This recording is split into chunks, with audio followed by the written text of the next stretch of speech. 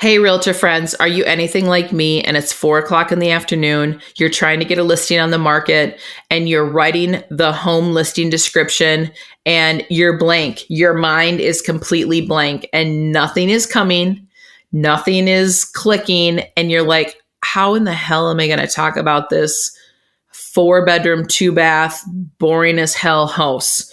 Or maybe the house is amazing and the neighborhood isn't as sexy. How do you dress that up to make it so captivating and appealing that a buyer is going to say, heck yeah, this is my new house? We're going to talk all about ChatGPT and how to make your life easier. Let's dive in. You're listening to the Girl Get Your Face Off a Bus Bench podcast, where we invite you to check your ego at the app, grab a cup of coffee, and get ready to dive into all things real estate marketing, social media, friendship, hardship, love, money mindset, and all the things that celebrate you as a badass boss babe. We're here to encourage you, show up for you, give you a loving kick in the pants when you need it most, and be your soft place to land on the hardest of days. So pull up a seat at our table and get ready to be inspired and start living your best life by design. Welcome to the Girl Get Your Face Off a Bus Bench podcast. We are so excited you're here. Okay, girls, let's dive in.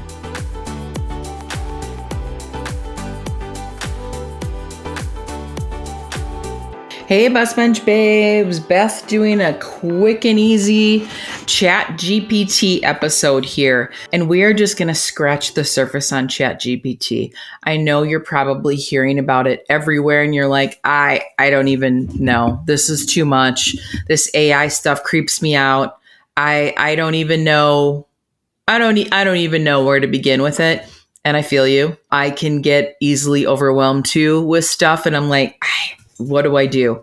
So I was at a seminar training and heard somebody talk about you can do stuff as sophisticated with ChatGPT. Like you can tell ChatGPT to make a list of kids' birthday party foods, and keep in mind there's a kid with gluten allergies and another kid with peanut allergies and this and that, and you can create a whole entire menu. So I have not used ChatGPT like that at all. I don't know why. That doesn't really ever occur to me, but I want to use ChatGPT so it makes my life easier. Can you feel me on that? So let's talk about what exactly is ChatGPT. I went to the old Wikipedia and it's a generative pre-trained transformer. What the hell does that mean? Yeah, I mean, that's the weirdest name ever. Sounds like a guy came up with that name, doesn't it? So what it is, it's a large language model based chatbot, and it came out in November of 2022. So how it works is that it allows a user to refine and steer a conversation to a specific length, format, style, level, and level of detail. So how do I use it? Well, there are days when I feel super creative, and there are days when I do not feel creative at all. And I think ChatGPT has sometimes become one of those things that people are using it as a tool to not actually do the creative work when they're batching their social media, when they're writing their emails. And I think one of the things to caution against is that it spits out the information that you're prompting it to spit out. But what if you're not giving it great prompts? So then is it spitting out the information that is going to sound authentic? Does it sound like you? If you're someone like me that's been writing creative content, I've been doing this now for 3.5 years. We started in early 2020. Where I write every single email that goes out. I write every single social post, and I have a brand voice. I've cultivated that brand voice.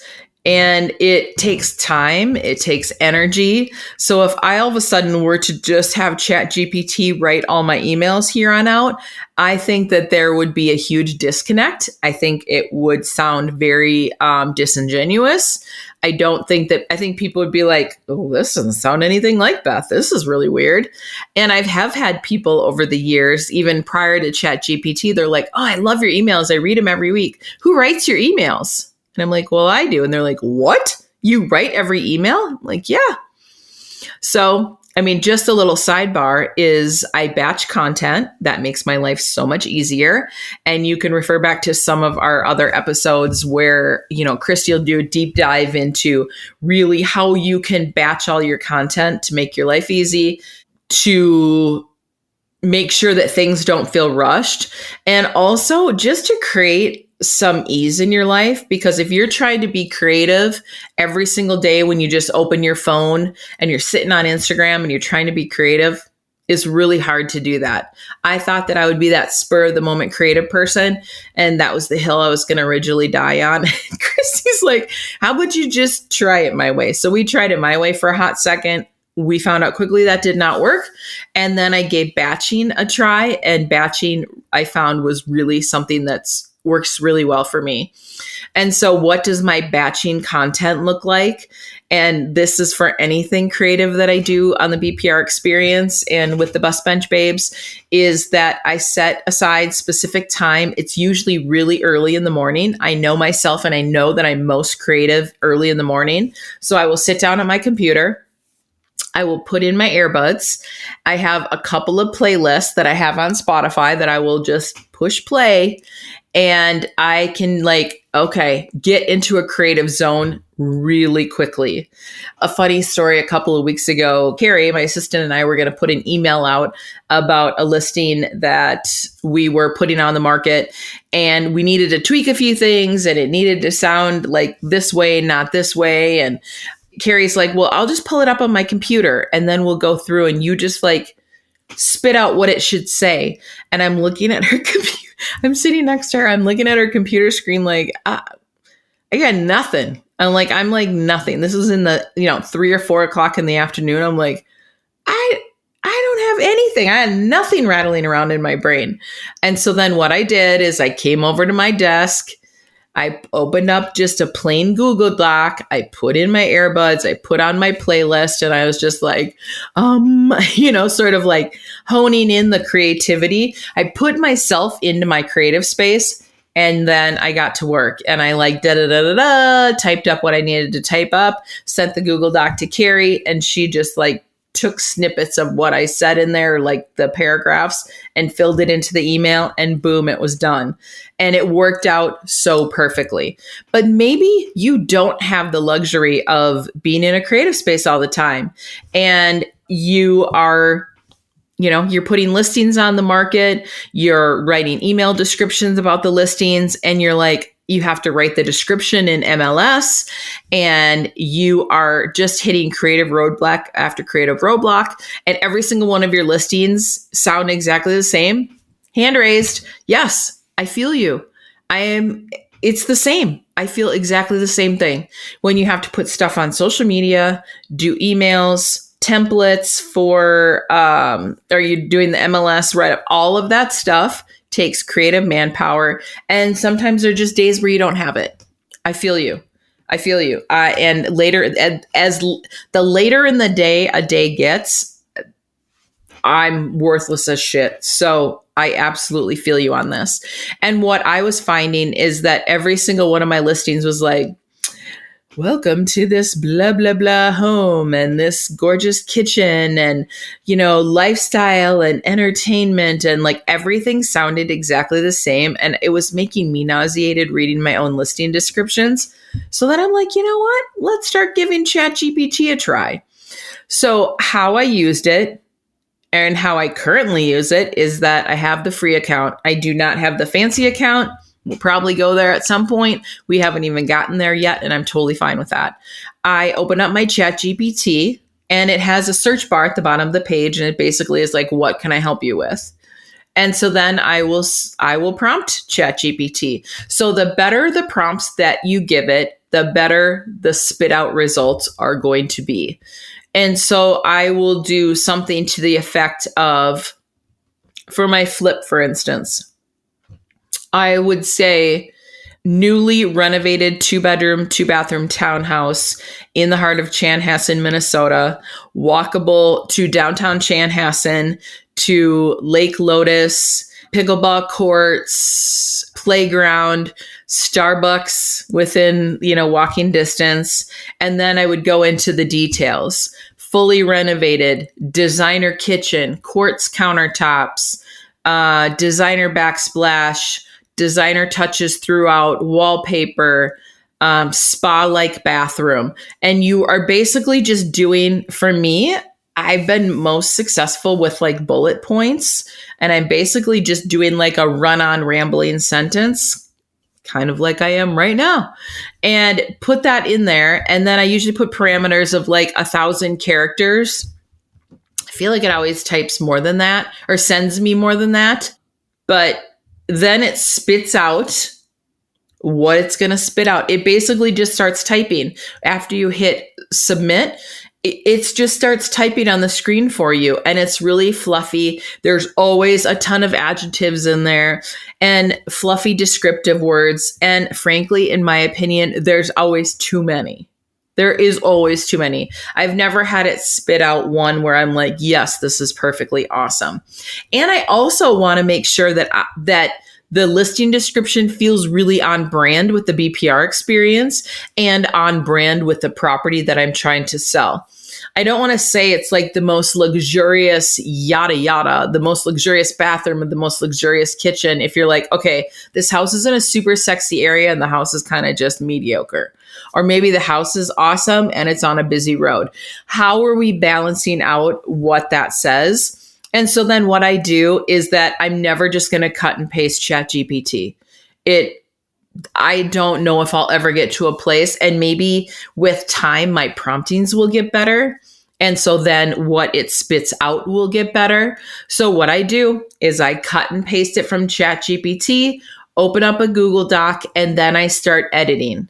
I start cutting out a ton of the fluffy adjectives that are not necessary, because keep in mind, I only have X amount of space to fill up in my MLS listing description. And on my templates for social media, I can only do so much. So I want to make sure that I am getting the key points and having it sound really sexy, because you want it to be attractive enough for someone to read it and go, oh my God, I got to go see this home. But also so I'm not overselling it. And then people get to the house and they're like, well, this was a complete letdown. So what is that happy balance? What does that look like? So I literally use my Google Doc and I cut and paste and tweak and move things around. But really, overall, what I'm using it for is to be a tool to spark my creativity. So I'm a creative person, but I can't always be creative just at the drop of a hat.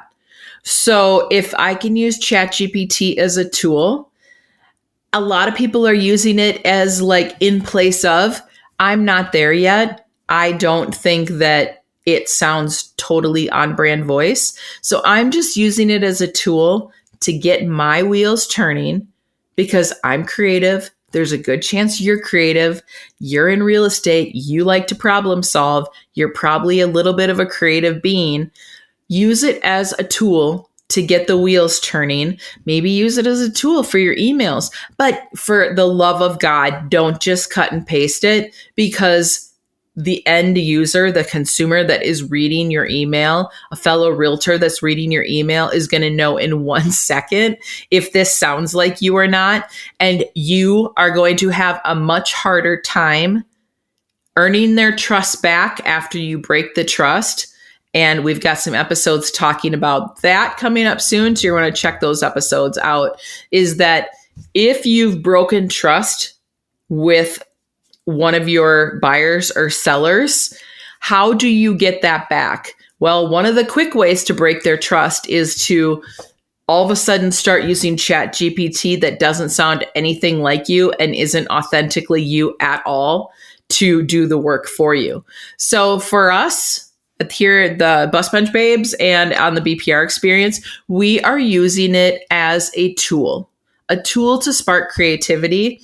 And I'm sure this is all going to evolve and change as time goes. But for right now, when I am like putting a listing on the market at 4 p.m. and I need all the creative help I can get, ChatGPT has come in handy. So would love to know, hey, how are you using ChatGPT? Are you like all in the ChatGPT deep end of the pool? Are you using it for everything? What kind of response are you getting? Can people tell that it's not you doing it? Or are you using it like how we're using it? And we're using it just to like spark creativity. Would love to hit us up on social. Would love to hear how you are using ChatGPT to make your life better. So hope you learned something on this episode. I told you it was going to be a quick and easy one. Anytime, reach out with questions. We love to interact, and we love to like meet people and make this podcast life and turn this into a true friendship. It's something that really like fills me up, and I know Christy feels the same way. So until next time, Bus Bench Babes, keep your face off a bus bench and keep being the badass boss babes that you are. Okay, girls, are you feeling as inspired as we are? We're over here cheering you on because you just finished another episode of the Girl, Get Your Face Off a Bus Bench podcast. If you want more, head over to girlgetyourfaceoffabusbench.com for show notes and more episodes. And don't forget to subscribe and leave us a 5-star review. They mean the world to us, and they're what keep us going. Girl, thanks for being here.